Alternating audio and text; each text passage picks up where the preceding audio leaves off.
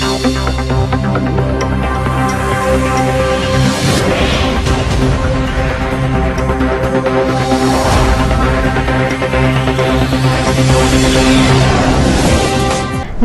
દર્શક મિત્રો, અબ તક બુલેટિનમાં આપ સૌનું સ્વાગત છે। વિગતવાર સમાચાર જોતા પહેલા જોઈએ આજના મુખ્ય સમાચાર। નેશનલ હાઈવે પર આદિવાસી વિદ્યાર્થીઓ દ્વારા ચક્કાજામ। ભાજપ પક્ષના પાયાસમાં પંડિત દીનદયાળ ઉપાધ્યાયની 105મી જન્મ જયંતિ નિમિત્તે વડાપ્રધાન નરેન્દ્ર મોદીએ દેશને સંબોધ્યો। અમદાવાદ ખાતેના નમસ્તે ટ્રમ્પ કાર્યક્રમમાં નેશનલ કક્ષાની સિક્યુરિટી વ્યવસ્થા કરવા બદલ રાજકોટ ડીસીપી ઝોન 2 મનોહરસિંહ જાડેજાને નેશનલ એવોર્ડથી સન્માનિત કરાયા। તો જોઈએ સમાચાર વિગતવાર।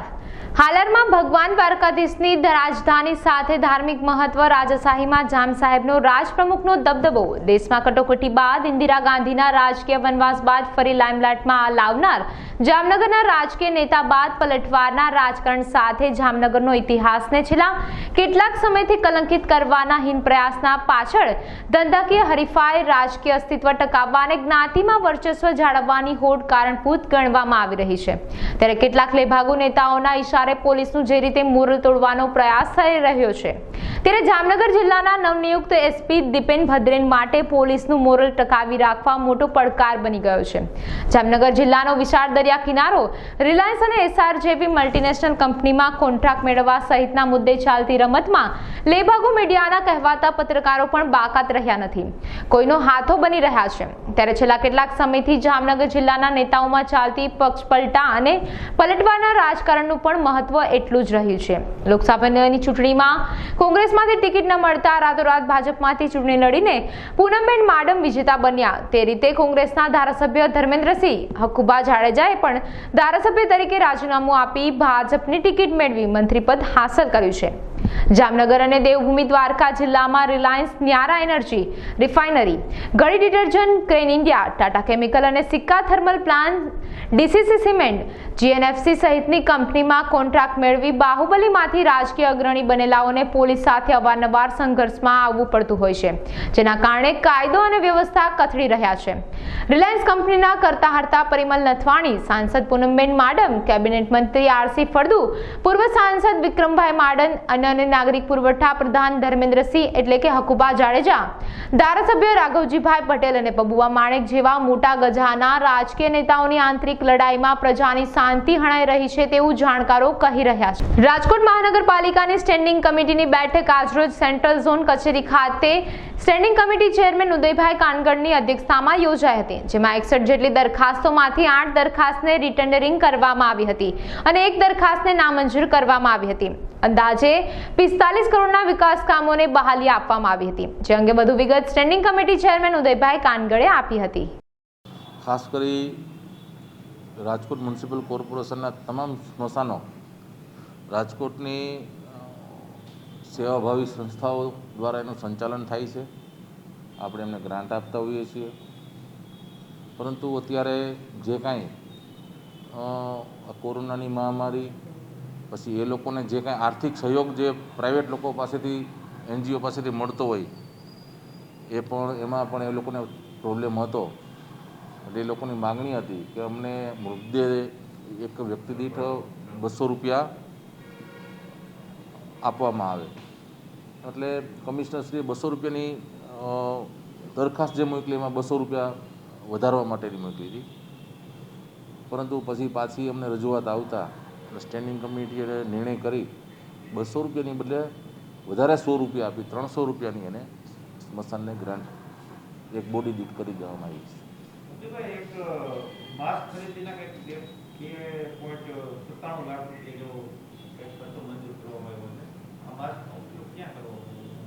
રાજકોટમાં 5000 કોર્પોરેશનના કર્મચારીઓ છે અને આરોગ્યનો વિભાગ અત્યારે ડોર ટુ ડોર સર્વે કરી રહ્યો છે। આજે મેં પણ માસ્ક જે પહેર્યો છે એ રાજકોટ મ્યુનિસિપલ કોર્પોરેશનનો છે અને આ ખૂબ જ અત્યારે જરૂરી છે। તો આ ખર્ચો કોઈ ગેરવ્યાજબી ખર્ચો નથી અને કોર્પોરેશનના સ્ટાફ માટે, અધિકારીઓ માટે, કર્મચારીઓ માટે આનો ઉપયોગ થયો છે અને આ માસ્ક એવી વસ્તુ છે કે આનો કોઈ બીજો કોઈ ઉપયોગ થઈ ન શકે।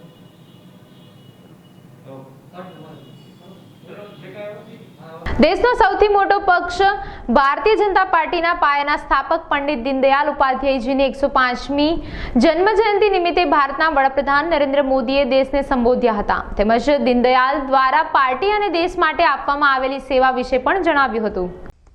साथियों, आज हमारे बीच ऐसे कम ही लोग हैं जिन्होंने दीनदयाल जी को जीते जी देखा हो, सुना हो या उनके साथ काम किया हो। मुझे पंडित दीनदयाल जी के दर्शन करने का सौभाग्य नहीं मिला था, लेकिन उनका स्मरण, उनके बताए हुए रास्ते, उनका दर्शन, उनका चिंतन और उनका जीवन भी प्रतिपल हमें पावन भी करता है, प्रेरणा भी देता है, ऊर्जा से भर देता है। साथियों, एक राष्ट्र के रूप में, एक समाज के रूप में भारत को बेहतर बनाने के लिए दीनदयाल जी, उनका जो योगदान मिला है वो पीढ़ियों को प्रेरित करने वाला है। भारतीय जनता पार्टी के हम सभी कार्यकर्ताओं के लिए उनका दिखाया मार्ग हम सभी को प्रेरणा देता है, प्रोत्साहित करता है। साथियों, ये दीनदयाल जी ही थे जिन्होंने भारत की राष्ट्रनीति, अर्थनीति, समाज नीति, राजनीति, इन सभी पहलुओं पर भारत के अथाह सामर्थ्य के हिसाब से तय करने की बात बड़ी मुखरता से कही थी, लिखी थी। उस समय जब आजाद भारत के नवनिर्माण के लिए विदेशी मॉडल को अपनाने पर जोर था, तब भी दीनदयाल जी आधुनिक भारत के विकास के लिए भारत की मिट्टी पर, भारत के कोटि कोटि जनों के पुरुषार्थ पर, उनके पराक्रम कर, उनकी प्रतिभा पर भरोसा करके उन्हीं से समाधान मिलेगा, उस समाधान को लेकर वे आवाज बुलंद करते रहे थे। समय ने सिद्ध किया है कि दीनदयाल जी का विजन कितना दूरगामी था, कितना दूरदर्शी था। રાજકોટ ડીસીપી ઝોન 2 મનોહરસિંહ જાડેજા દ્વારા અમદાવાદ ખાતે નરેન્દ્ર મોદી અને ટ્રમ્પના કાર્યક્રમમાં બ્લુ બુક આંતરરાષ્ટ્રીય કક્ષાની બેસ્ટ સુરક્ષા બંદોબસ્તની જવાબદારી સંભાળવામાં આવી હતી ત્યારે એસપીજીના ડાયરેક્ટર દ્વારા તેમના પ્રશંસનીય કામની નોંધ લેવામાં આવી હતી અને નેશનલ એવોર્ડથી નવાજવામાં આવ્યા હતા। રાજકોટ શહેર પોલીસ ખાસ તો જ્યારથી કોરોના ચાલુ થયો ત્યારથી પોલીસની કામગીરી બે રીતે હતી। એક તો લોકડાઉનની અમલવારી અને જ્યાં જ્યાં લોકડાઉનનો ભંગ થતો ત્યાં ત્યાં એની કાયદાકીય કામગીરી, સાથે સાથે અવેરનેસનું પણ એમાં પોલીસે કામ ઉમેર્યું છે। અને આ બધી જે કામગીરી છે સીપી સાહેબની આગેવાની હેઠળ, જેસીપી સાહેબની માર્ગદર્શનમાં તમામ પોલીસે, જેમાં હોમગાર્ડ, ટ્રાફિક બ્રિગેડ, જીઆરડી અને અમારા રાજકોટ શહેરની પોલીસ અને એસઆરપી જે બહારથી અમને ફાળવવામાં આવેલી, આ તમામ પોલીસે લગભગ 5000 જેટલી પોલીસનો આ બંદોબસ્ત હતો। મુખ્ય ચેલેન્જ એ હતી કે પોલીસને પોતાનું સ્વાસ્થ્ય જાળવીને આ કામગીરી કરવાની હતી અને આ કામગીરી સારી રીતે કરી શક્યા છે અને એની રાજ્ય સ્તરે નોંધ લેવાય છે, એ આનંદની વાત છે। જુદી ટીમો પણ બનાવવામાં આવી હતી અને ખાસ સેફ રાજકોટ એક એપ્લિકેશન મારફત પણ પોલીસ ખૂબ સારી કામગીરી કરી રહી છે। સેફ રાજકોટ એપ્લિકેશન અત્યારે પણ એની કામગીરી ચાલે છે। જેટલા કન્ટેનમેન્ટ ઝોન છે ત્યાં અમે વોર્ડ વાઇઝ એક જોઈન્ટ એન્ફોર્સમેન્ટ ટીમ બનાવી છે, જેમાં પીએસઆઈ ઇન્ચાર્જ છે અને મ્યુનિસિપાલિટીના એક અધિકારી છે। અને સેફ રાજકોટ એપ થ્રુ આજે પણ અમે મોનિટરિંગ કરી રહ્યા છીએ કે લોકો પોતાના, જે લોકો કન્ટેનમેન્ટમાં છે એ પોતાના ઘરે જ રહે અને કાયદાનું પાલન કરે। એ સિવાય પણ બીજી ઘણી ટીમો છે, જોઈન્ટ એન્ફોર્સમેન્ટ ટીમ ઉપરાંત પેટ્રોલિંગની અમારી ટીમ છે, જે લોકો સસ્પેક્ટેડ છે એ લોકો એના ઘરમાં રહે અને એને એપ ડાઉનલોડ કરવા માટે એક સેપરેટ ટીમ દરેક પોલીસ સ્ટેશનમાં છે. આવી 52 ટીમો અત્યારે રાજકોટમાં કામ કરે છે. એટલે કુલ આખા રાજકોટને અમુક પાર્ટમાં ડિવાઈડ કરીને ટોટલ 100 ઉપર આવી ટીમો અમે બનાવી છે. રાજસ્થાનના ડુંગરપુરમાં આદિવાસી મીણા લોકો દ્વારા નેશનલ હાઈવે નંબર 8 પર ચક્કાજામ કરાયો. હજારોની સંખ્યામાં હાઈવે પર ઉતર્યા આંદોલનકારીઓનો જમાવડો હાથોમાં લાકડી અને પથ્થરો લઈને કરી રહ્યા છે. પ્રદર્શન કરવામાં આવ્યું હતું ત્યારે પોલીસ પ્રશાસન દ્વારા મોતલી વળાંક અને વીછીવાડાથી ટ્રાફિકને ડાયવર્ટ કરવામાં આવ્યું હતું. તેમની આદિવાસી વિદ્યાર્થીઓની માંગ હતી કે વર્ષ 2018ની શિક્ષક ભરતીમાં એસટી વર્ગના લોકોને અનારક્ષિત પદોમાં ભરતી થાય. રાજકોટ જિલ્લામાં કોરોના વાયરસના સંક્રમણને નિયંત્રણમાં રાખવા માટે જિલ્લા વહીવટીતંત્ર દ્વારા સઘન કામગીરી કરવામાં આવી રહી છે. જિલ્લા વહીવટીતંત્ર અને આરોગ્ય વિભાગના અને સંબંધિત વિભાગના કર્મચારીઓ દ્વારા સ્થાનિક લોકોમાં બહારથી આવતા લોકો દ્વારા સંક્રમણ ન ફેલાય તે માટે એસટી તેમજ હવાઈ માર્ગે આવતા યાત્રિકોનું કોરોના સંબંધી સ્ક્રીનિંગ અને સેનિટાઇઝેશનની લાગતી કામગીરી રાત દિવસ કરવામાં આવે છે. રાજકોટના એરપોર્ટ ખાતે ફ્લાઇટમાંથી આવતા યાત્રિકોનું સિક્યુરિટી સ્ટાફ તેમજ આરોગ્ય વિભાગ એરપોર્ટના કર્મચારીઓ દ્વારા કોરોનાના રોગચાળાને કાબૂમાં રાખવા માટે જરૂરી સોશિયલ ડિસ્ટન્સિંગ, ટેમ્પરેચર સ્ક્રીનિંગ અને માલ સામાનનું સેનિટાઇઝ કરવામાં આવે છે. ત્યારે રાજકોટ એરપોર્ટ પર આવતા યાત્રિકોએ તંત્ર દ્વારા કરવામાં આવતી કામગીરીને બિરદાવી હતી. नाम रोहित वर्मा है. मैं बॉम्बे से राजकोट ट्रैवल करके आ रहा हूँ. ठीक है. बॉम्बे में चेक इन हो गया या जहाँ टिकट जो CSF के सिक्योरिटी होते हैं सारे वहाँ पे सोशल डिस्टेंसिंग मेंटेन करते हैं. एक वहाँ पे एक शीशा बना हुआ उनके पीछे ही रहते हैं, तो कहीं भी आपका टच नहीं है, कहीं भी काउंटर्स कहीं पे टच नहीं है. सिक्योरिटीज़ में भी कोई इशू नहीं है, सारे जगह पे दूर ही दूर पे रहते हैं. और जो आपका ट्रेस भी होता है जहाँ पे अपना सामान डालते हैं, मोबाइल फ़ोन या अपना बैग डालते हैं, वो भी वो सैनिटाइज़ किया जाता है हर बार वो ट्रिप करके. फिर बाकी तो ठीक है. फिर वहाँ से ट्रैवल करके यहाँ भी राजकोट आए, तो राजकोट में भी आप जब उतरते हैं तो जहाँ पे जब आप इंटर करते हो बिल्डिंग के अंदर में, वहाँ पे भी आपका सैनिटाइजर्स लगे हुए हैं. इवन बैग भी जो है आप ध्यान दोगे तो बैग भी वो सैनिटाइज करके आते हैं जो वहाँ से निकले. मेरा नाम स्मिता शाह है. मैं बॉम्बे से आ रही हूँ. बॉम्बे में भी महाराष्ट्र गवर्नमेंट ने बहुत अच्छा कोविड-19 के नाम से बहुत ही अच्छा प्रिकॉशन लिया है और यहाँ गुजरात गवर्नमेंट ने भी बहुत ही अच्छा प्रिकॉशन लिया है. टेम्परेचर वगैरह चेक करते हैं और ऐसा लगता है तो वो सब चेक करके फिर. हेलो, मेरा नाम योगेश है. मैं मुंबई से आया हूँ. मैं पूरे मेरे ट्रैवल जर्नी का जो भी एक्सपीरियंस है वो शेयर करना चाहता हूँ आपके साथ. मैं मुंबई से निकला. मुंबई एयरपोर्ट पे जो भी प्रिकॉशंस है फ्रॉम चेक इन पे तो हमारा जो आरोग्य सेतु ऐप है वो चेक कर लेते हैं. सेकेंड थिंग, पूरा सैनिटाइज़र वगैरह वहाँ पे ऑलरेडी रहता है, वो सैनिटाइज करके एंट्री कर लेते हैं. एंट्री होने के बाद जो भी हमारा चेक इन होने के बाद फ्लाइट में जो सिटिंग अरेंजमेंट है जो એક તરફ કચ્છમાં કોરોના બેકાબુ બની રહ્યો છે તો બીજી બાજુ આસો નવરાત્રીને આડે હવે 1 માસ કરતા પણ ઓછો સમય બાકી છે. તેવામાં જ્યાં આદ્યશક્તિના પર્વ દરમિયાન લાખોની સંખ્યામાં ભાવિકો માથું ટેકવવા આવે છે, એવા માતાના મઢનું મંદિર નોરતા દરમિયાન દર્શનાર્થી માટે બંધ રાખવાનો નિર્ણય લેવામાં આવ્યો છે. દર વર્ષે અંદાજિત આસો નવરાત્રી દરમિયાન 10 લાખ જેટલા ભાવિકો દર્શનાર્થે ઉમટે છે. હાલ પ્રાંત અધિકારી અને મંદિરના ટ્રસ્ટીઓની બેઠકમાં કોરોનાના સંક્રમણને લઈને ભક્તો માટે મંદિર બંધ રાખવા નિર્ણય લેવાયો છે. ખાસ કરીને વાત કરીએ અત્યારે માતાના નવરાત્રીની ઉજવણી કઈ રીતે કરવામાં આવી છે, દર્શનાર્થીઓ માટે મંદિરની શું વ્યવસ્થા કરવામાં આવી છે અને કઈ રીતે ઉજવણી થશે. દર વર્ષની જેમ નવરાત્રિની આપણે ઉજવણી કરતા આવ્યા છીએ, પણ આ વર્ષેની પરિસ્થિતિ અલગ છે.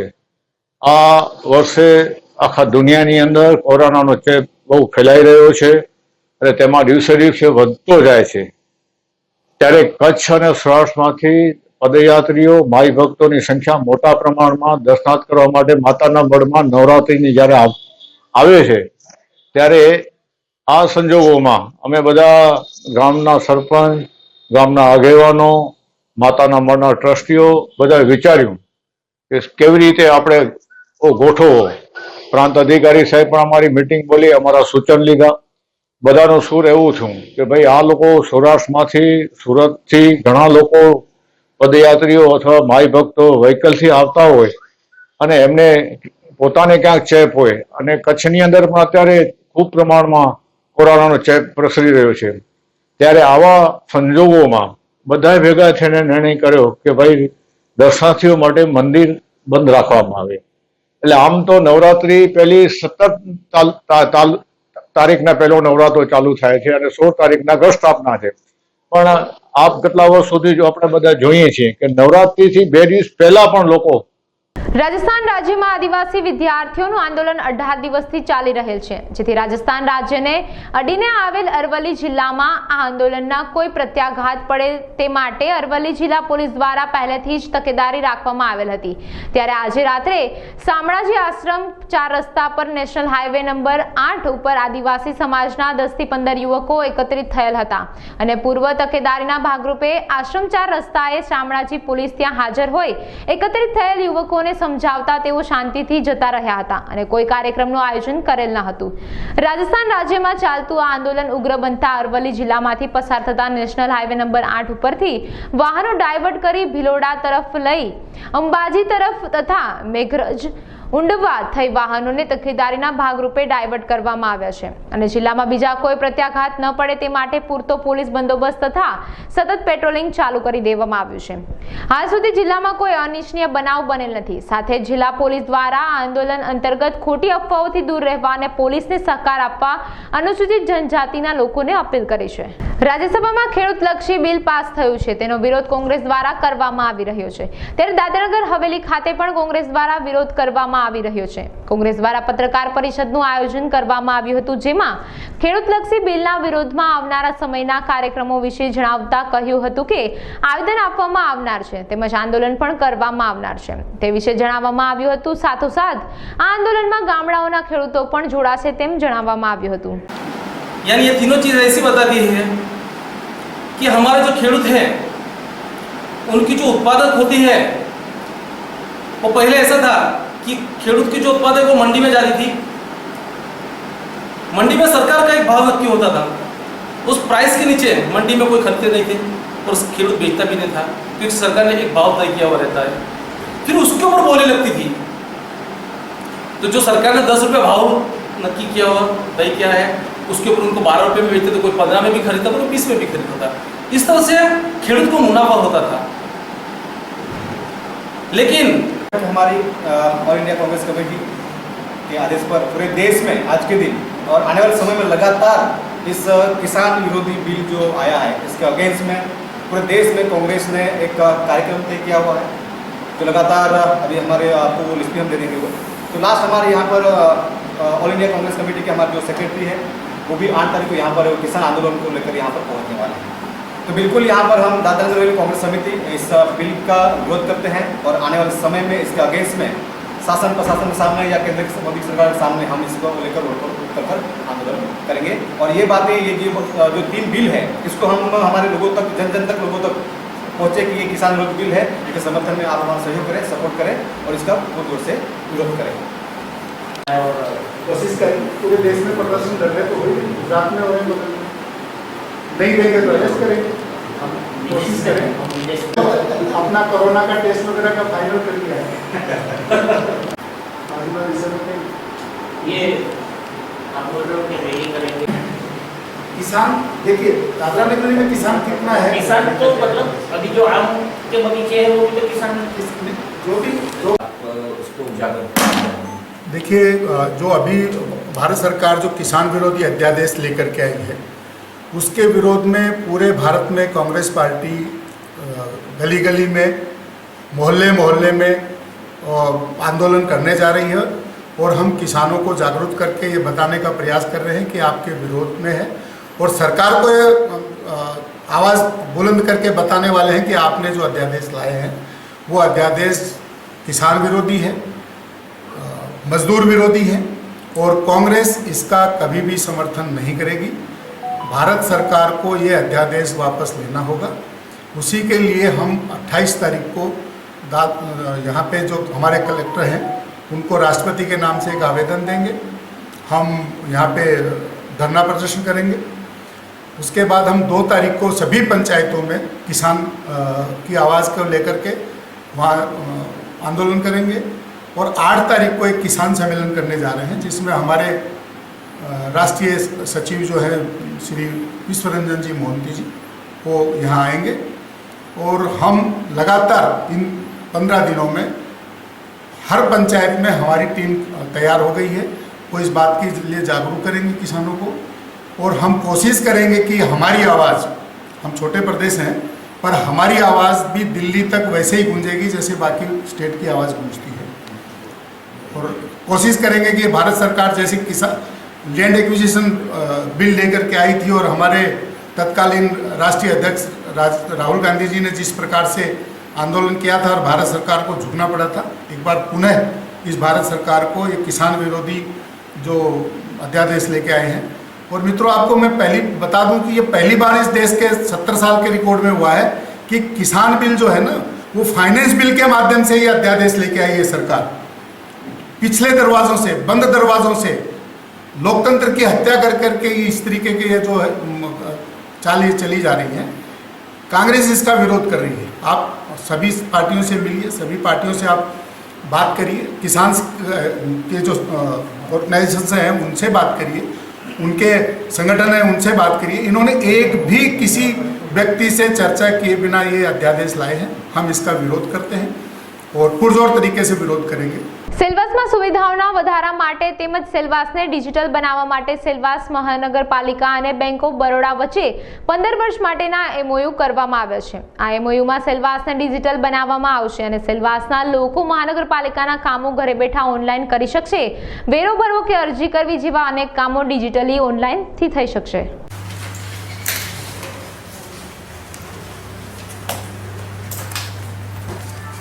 Thank you so much. मैं थोड़ा एक long lasting definitely thank you very much. Okay eyes फिर लेट्स चाय वाले डिस्कशन भी करते हैं। अभी क्या आएगा? हाँ मैं 1.5 महीना हो गया। 1.5 महीना हो गया नहीं, पर उसके बताइए बहुत ये बड़ी अजीब बीमारी, मतलब 99% लोगों में खराश और उससे ही खत्म हो जाती है हल्के बुखार पे। हाँ मुझे बुखार था, वीकनेस भी बहुत आता है। अरे जबरदस्त वीकनेस का बहुत लंबे टाइम तक है। बहुत लंबे टाइम से मेरे प्लेटलेट काउंट भी करीब 31 पे पहुंच गए।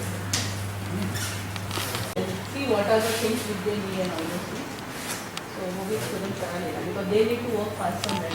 जो परिणाम हमको कल देखने को मिला, yesterday when what happened was that we became the first municipality in the entire country to have an automatized notice delivery system in place. So beautiful। And we delivered for the first time in entire history of this. There was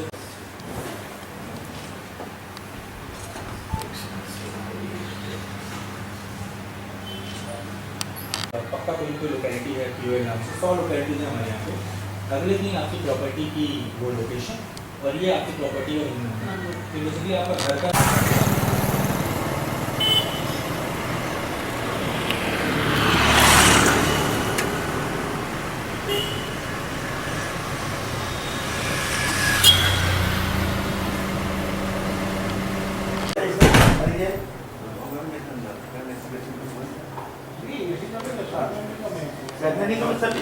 हमारे आदरणीय प्रशासक श्री प्रफुल्ल पटेल जी के मार्गदर्शन और हमारे लोकप्रिय president Silvassa municipal council Shri Rakesh Singh Chauhan ji के अत्यंत सक्षम नेतृत्व में आज सिलवासा नगर पालिका ने अपनी सभी बैंकिंग नीड्स के लिए यहाँ पर लगभग हर जगह उपस्थित यहाँ के lead bank bank of Baroda के साथ एक दीर्घकालीन 15 वर्षीय समझौता किया है, जिसके अंतर्गत बैंक ऑफ बड़ौदा ने न सिर्फ यह आश्वासन दिया है कि वो हमारी सारी बैंकिंग आवश्यकताओं को भी पूरा करेंगे, बल्कि उन्होंने हमसे ये भी कहा है कि जो डिजिटाइजेशन लगातार सिलवासा नगर पालिका में हो रहा है, प्रॉपर्टी टैक्स का, टैगिंग का, रिपोर्ट का, जिसके माध्यम से जनता को हमारी सुविधाएं, तमाम सुविधाएं और अधिक आसानी से प्राप्त हो रही हैं और अधिक सुगमता व सरलता से प्राप्त हो रही हैं, उसमें भी बैंक ऑफ बड़ौदा पूरी शिद्दत से शिरकत करेगा और उसमें भी अपना पूरा सहयोग करेगा, जो कि घर घर इजी सिटी कोड और टैगिंग को और आगे ले जाना। મુંબઈ વેસ્ટર્ન રેલવે દ્વારા 16 સપ્ટેમ્બરથી 2 ઓક્ટોબર સુધી સ્વચ્છતા સપ્તાહ મનાવવાનું નક્કી કરવામાં આવ્યું છે, જેના અનુસંધાને અલગ અલગ રેલવે સ્ટેશન પર સફાઈ અભિયાન ચલાવવામાં આવે છે। ત્યારે બોરીવલી સ્ટેશન ખાતે ટ્રેક, પ્લેટફોર્મ, વાઇટિંગ રૂમ વગેરે સાફ કરવામાં આવ્યા હતા, જેમાં રેલવેના અધિકારીઓ સાથે ભાજપના હોદ્દેદારો જોડાયા હતા। माता की जय, वंदे मातरम, वंदे मातरम।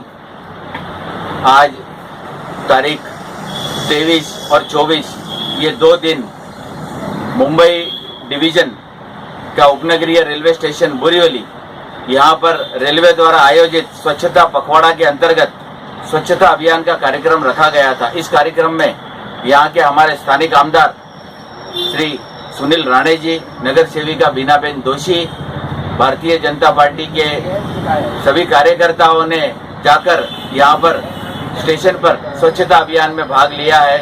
मैं उन सबका शुक्रिया अदा करता हूँ और ऐसे ही कार्यक्रम पूरे साल भर होते रहे। इसी के साथ धन्यवाद। અધિક માસમાં સેવા, પુણ્ય અને દાનનું અનેરું મહત્વ છે, ત્યારે સાપર વેરાવળ પાસે આવેલ SGVP ગુરુકુળ રીબડા દ્વારા અધિક માસ નિમિત્તે સર્વે મંગલ સેવા યજ્ઞ ચલાવવામાં આવી રહ્યો છે, જે અંતર્ગત દરરોજ નાના મોટા જીવોને જરૂરિયાતની ચીજવસ્તુઓ પૂરી પાડવામાં આવે છે।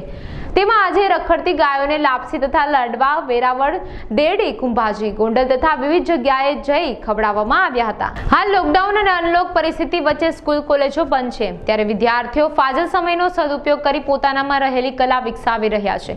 કેશોદની શ્રી GD વાછાણી કન્યા વિદ્યાલયની ધોરણ 10માં અભ્યાસ કરતી વિદ્યાર્થીની કનેરિયા દ્રષ્ટિબેને સ્કૂલ બંધ હોવાના કારણે ફાજલ સમયમાં ચિત્રો બનાવવાના શરૂ કર્યા હતા। અંદાજે 55 જેટલા ચિત્રો કાગળ ઉપર કંડાર્યા છે। આ કલાના જાણ સ્કૂલના ટ્રસ્ટીને થતા ચિત્રો ખરીદવામાં આવ્યા હતા અને ચિત્રકલામાં આગળ પોતાનું કેરિયર બનાવવા ઈચ્છે તો આર્થિક સહાય આપવાનું પણ શાળાના ટ્રસ્ટીઓએ જણાવ્યું હતું।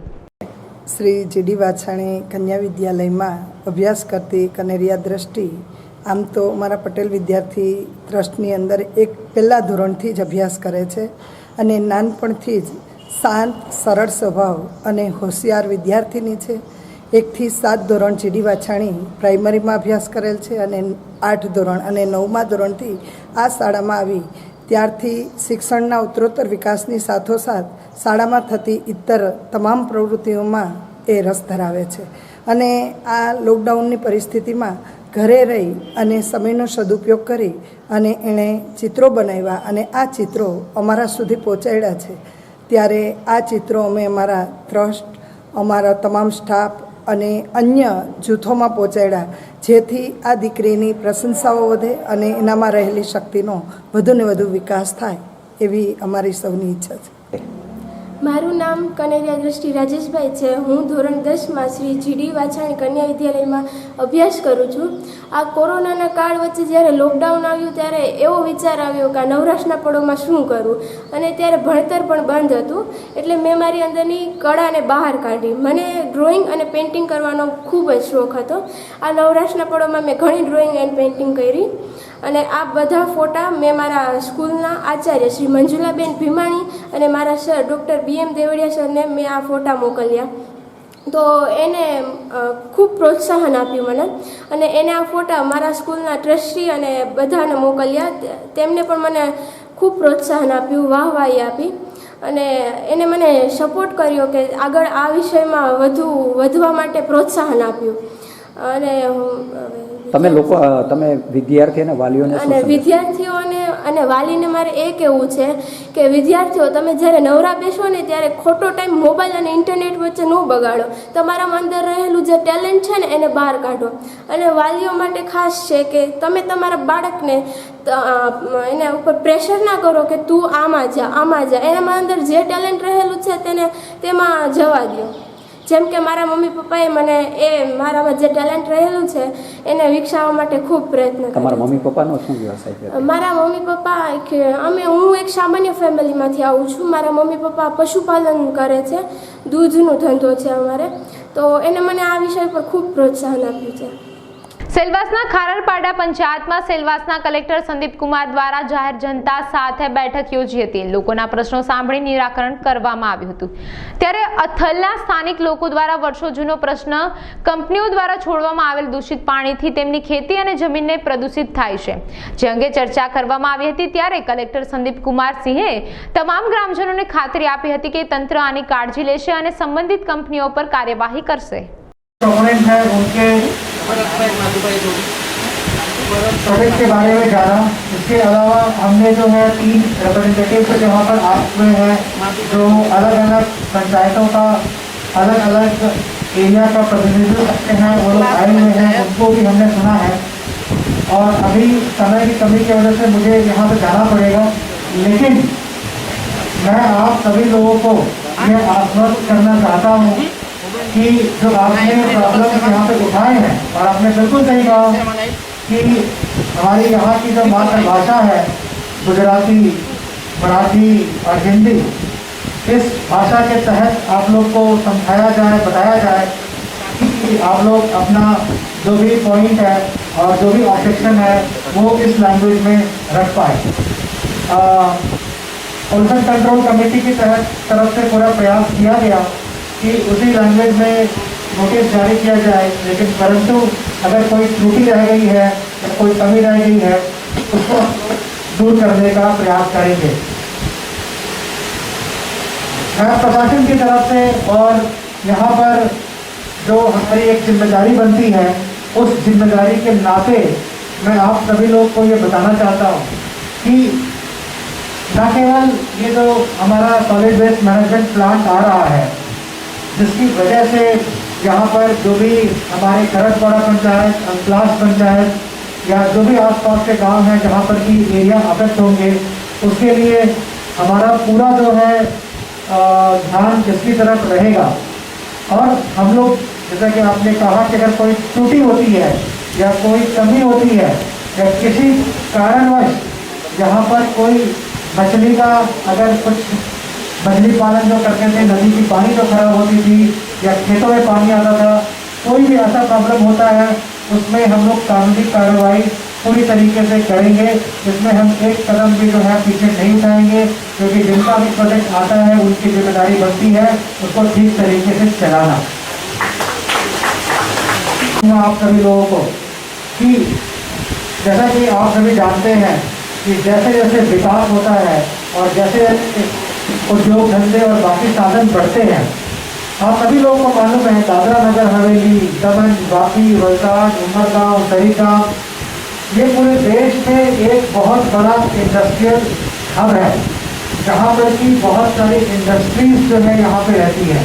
हमारे दादरा नगर हवेली में न केवल खररपाड़ा पंचायत में, बल्कि नज़दीक में हमारा नरोली पंचायत है, हमारा लोहारी विलेज है, हमारा अठाव गाँव है, हमारा सिलवासा म्यूनसिपल काउंसिल एरिया है, दादरा पंचायत है, सिलौनी, कलोंडा, सामरवानी, मकास, सुरंगी, दपाड़ा, खानवेल, इन सभी जगह पे हमारे તાજેતરમાં સરકાર દ્વારા કરાર આધારિત ખેતીને લઈને મહત્વનો નિર્ણય કરવામાં આવ્યો છે। ત્યારે બગસરા શહેર કોંગ્રેસ દ્વારા કરાર આધારિત ખેતીનો વિરોધ કરતા મામલતદારને આવેદનપત્ર આપવામાં આવ્યું હતું।